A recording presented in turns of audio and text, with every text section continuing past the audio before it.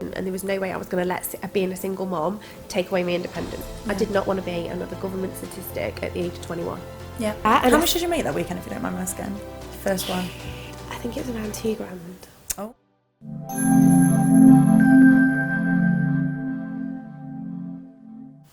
So I'm here with Bella, one of our graduates of the professional stripper system, and I just wanted to share a little bit with the audience about her experience with stripping, why she got involved, how she got involved, and basically just give you a little bit of insight into her story. So, welcome Bella. Hi. Thanks for being here. Thanks for having me.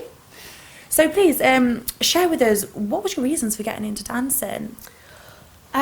So I became a single mother when my child was 8 months old, and it's not an easy topic, is no, it? not really. So yeah, I became a single mother when my child was 8 months old. I moved into a flat. I didn't have a sofa. I didn't even have a proper bed to sleep on, and you know, there was loads of jobs out there, but my time as a mother was more valuable.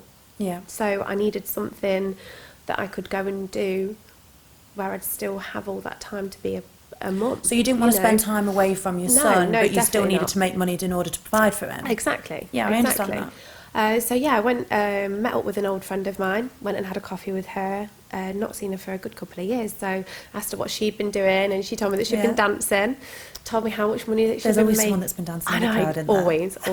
So yeah, she told me how much money she was making at the weekends, and I thought, you know what, I want a piece of that. No. Get me in. Yeah. Like, get me an audition, I am there, I want to get in. So yeah, I went and had my first audition before the, I think it was around the October time. How did that go? How did the first audition go? Oh my God, it was a disaster. Was you prepared for it? Did anyone even warn you about what was going to happen in the audition? No, do you know what? I'd not even been in a strip club before. Like, I had, but I think I was about 17 on a girls' holiday. So it was a really long time ago. So no, I had no idea what was going to happen. Yeah. Didn't even know what to expect. Had no idea what to wear. Nothing. And my first impressions, I walked in to the changing rooms, and there's all these beautiful, like, slim, fit girls in there. Oh, like beautiful and slim. Oh no, not then. No. I'd like made no conscious effort to shift any of my baby weight. So I was about size 12, 14, really self-conscious, didn't have any confidence whatsoever, which I know is probably hard to believe now because I'm like You're very confident person. But yeah, my first audition, I got up on the stage, I thought I made a right fool of myself, but it actually went really, really well. Like, we always make a fool of ourselves on the first audition. Yeah, I thought it went awful, but they seemed to like me. They let me carry on for the night anyway. Well, there you go, you did something, you know.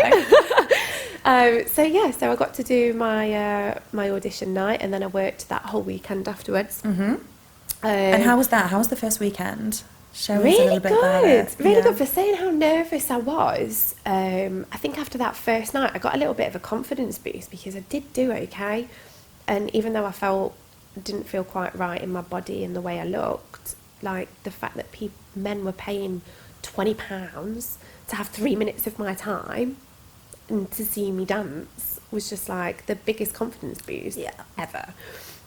So yeah, that weekend, after that weekend, I managed to get myself down to DFS. Put some cash down on me on my sofa that I was desperate for. Paid a big chunk off the car because you just moved into your apartment. Just moved into my new apartment.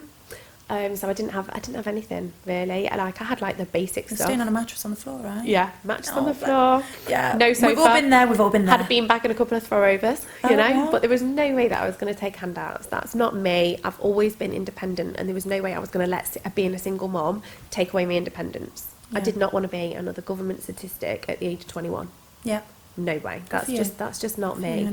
You know. So yeah, that's why. So you had a good weekend. You got to go buy your sofa. Yeah. And how much did you make that weekend, if you don't mind me asking? First one. I think it was around £2,000. Oh, nice. Yeah, it was quite big. It might have you been did better than me. It might have been 300. Really, I think everyone has different. Like, you can't go in and say, oh, you're going to make this much this weekend, because it depends on what weekend you go in. It depends on what customers you've got coming in. Yeah. You know, there's a lot of variables. But yeah. I had my why. I had my why of being there. I was there for one reason and one reason only, and that was to provide for my child. And that's nice. And that's exactly what I did. Well, that's good. You know, I think there's I think you need to have your why and your reason behind why you're doing everything. That's why it's one of the first lessons in the professional stripper system. Yeah. And sometimes when you go down the stripping line, you lose your why. You lose your why, and you've got a target, and then you meet your target, and then it's like, well, what am I going for now? And the goalpost always moves, and this is something you need to refer back to, and you need to find out your reason why. Yeah. So I'm with you. I'm glad that you had that opportunity to have that. Oh, me too. Like, it's the best thing I ever did. Do you know what? As well, you get a lot of stick. You know, there's a lot of stigma around strippers and all that, and so many people had their opinions. Oh, so many people had their opinions. do. And do you know what? I didn't care. Yeah. Have your opinion, because at the end of the day, I am taking care of number one. And number one happens to be my child.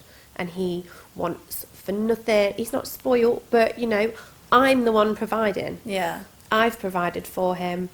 You know, don't let the opinion of others stop you reaching your goal. That would be my biggest tip. My biggest tip. So if you could share with, obviously, other women that are in the same position, they might be in the position that you was in then. Yeah. What would you say to them? Like, they might be thinking about getting stripping, but they're worried about it. They're worried about other Do it. Why worry people's about opinions? what other people's opinions? At the end of the day, their opinions aren't going to provide for your child. Their opinions aren't going to get you where you want to be. Their opinions aren't going to get you that nice house that you want or that nice car. What will is you getting off your arse and doing something And that you shaking it. want to do. You know, and shaking it, Shaking your ass. getting off your arse and shaking it. Exactly. So, you know. So if you could give some advice as well, if people are they're very much on the cusp at the minute and they're thinking of going in, and they're probably single mums and they're a bit daunted. It's very daunting It is to start really taking daunting. your clothes off for obviously for guys in a club. Is there something that you could perhaps help them with, perhaps guide them, because obviously it is... Oh, my biggest guide was definitely when you showed me the PSS. And I know I'd already been dancing for like, about 6 or 7 months, maybe a little bit longer, I'm not sure. But definitely it took away a hell of a lot of tips from that. Like, I thought I knew everything as well. We all do. All dancers do. Think they know everything. We all think we know everything. Even And I've we're been like, through that well, phase. you know... But then you'll think that, but then you'll hear one of your friends in the club mention something, and you think, oh yeah, that's a good tip. I'll keep that. So you clearly don't know everything. Yeah. I still do it now. It's why not go and buy your stripper guide? You know, and the PSS is exactly that. That's exactly what it was. Like, you get a new girl syndrome, and any girls that are already in the dancing industry, they know exactly what I mean when I say that. New girl syndrome, you could get a run of about 4 months max, I'd say. Where is this why you're making a lot of money? Yeah, where you're making a hell of a lot of money every single weekend because you're still buzzing off you're still the high fact on the that excitement. it's all still exciting. New. It's all still new for you. So, you know, you get that, and then all of a sudden you plateau, and you're not quite making what you were, and you just think, oh God, what's gone wrong? What's happened? And then you start overthinking things. And then it just gets worse and worse. It's a downhill spiral. Yeah. Whereas, you know, you need something that's going to give you that boost. It's going to structure you. Yeah, and give you that structure and your way to plan, like you say, setting goals, and have your end game. What was your best video module from the course? Would you say? At the time, I probably didn't realise it, but looking back now, like 7 years I've been dancing. Looking back now, it's definitely the financial side of it, giving the financial structures, how to manage your money better so you don't squander it, you know. Yeah, exactly. Definitely that. I mean, I didn't realise it at the time when I did the PSS course, but looking back now, if I hadn't have put that into play and took that away and actually used that, I wouldn't be in the position I am now. I mean, I've got 3 companies. You know, you're doing fantastic. Like, I'm happily married. You know, everything in my life in the last 3 years has just fell into place, like at the right time. Yeah, definitely. Oh, that's definitely. really nice to hear. Yeah, and I think that's another thing. That's another thing for many strippers out there is, I was the same. I admit it. It's easy come, easy go money. Definitely. So we squander it, and then we've got nothing to show for it. And then down the line, people will be like, "Oh, so what? You made 100 grand a year? Yeah. Well, where the hell is it? Yeah. What have you done with it? Exactly. And that's the thing, and you don't manage your money efficiently, and that's why I was adamant that part had to be in the course, because it's something that everyone misses and everyone needs. Definitely, So definitely. I mean, I know so many of the girls that, like you say, they smash it every single weekend, week in, week out. You know, when you add that up over the year, it's a hell of a lot of money. And some of them are still living at home with their parents. Some of them don't even, like, they haven't learned to drive, they haven't got a car. And it's like, well, where has all that money gone? And they literally have no idea. Nothing. And they live from week to week. So they work one weekend, spend the money, work the following weekend. And it's a vicious cycle. And they never put any to one side. And they always get stuck. I know girls that they don't even have their floor for you to work the following night. Oh my God, I've come across that so many times. How has that even happened? It's just so many times. If you're one of them girls, you really need the professional stripper system. Definitely. Because I don't understand how, when you're earning £300 to £400 a night, that the next night or the following weekend you don't have your £30 floor fee out of all that money. Like, it what are you doing with your money? Understand that. So, obviously, I know how valuable the professional stripper system was to you, and that I'm really grateful for that. But obviously, there's girls I'm grateful for you to use for that, mate. Like, don't even go there. Like, seriously. But there's so many girls out there that obviously they're umming and ahhing, and they're thinking, do I really want to invest in this? And is it worth my money? Is it worth my time? Because it's not just. Oh my God, yes. Yes, my answer is yes. Yes, it is. It's like there's a book that I read once called The Richest Man in Babylon, and it talks about if you wanna know about jewels, go to a jeweler. Exactly. If you want to know about cars, you're not going to go down to the laundrette. You're going to go to the mechanic. Go to someone that knows, someone that's had the experience, and learn from the best. When you go into this environment, you're gonna copy and you're gonna model someone. Exactly. And why model someone that's not doing very well in the industry rather than someone that's done shit? They've learned the hard way. Yeah. Also, you don't have to, and you can go straight in there and you can clean up and you can make a success of it. I'm not being funny, but it's not one of these industries that you're going to want to be in for the rest of your life. Generally, you won't be able to. You want to get in, you want to make money fast, and you want to get out, and you want to leave with money, with a structure, with a plan that's going to allow you to do everything else that you want to do in life, just like you have. And you are just ideal graduate, like this amazing goddess that's obviously, and you've done this, and you've had your downs, and you've had a full swing up, and you've done something with it. Definitely, it was like a full turnaround on my life, a full turnaround. I think it was when I made the conscious, had that thought of like, right, I need to flip it around now. Like, I've had my fun with it. I need to get serious. I need to make some serious money. I need to have my end plan, you know. And then that just was the guide all the way through. Nice. So, yeah. And to, obviously, a lot of the single mums out there that are probably a bit self-conscious, and they're thinking, well, I can't get my clothes off. You can. Yes, you can. Right. I've seen quite a lot of you on a night out, right, in probably a little bit less than what I wear in the strip club. Yeah, it's true. At the start of the night. Okay, so you're probably wearing a little bit less. I have seen you grind up on that random guy who you don't know, who is not paying you to grind up on him. Why are you doing that? Go to the strip club and get paid to do that shit. It's true. Yeah. You know? Yeah. So you're saying that you can't, but we all know that you can. Because we've all seen you.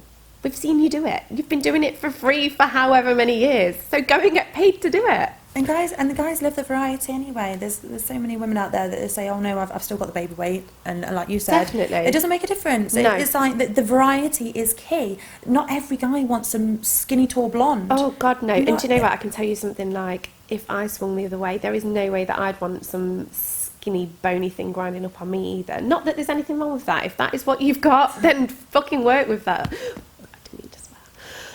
Work with that, but you know, it doesn't matter. It doesn't matter what shape, what size you are.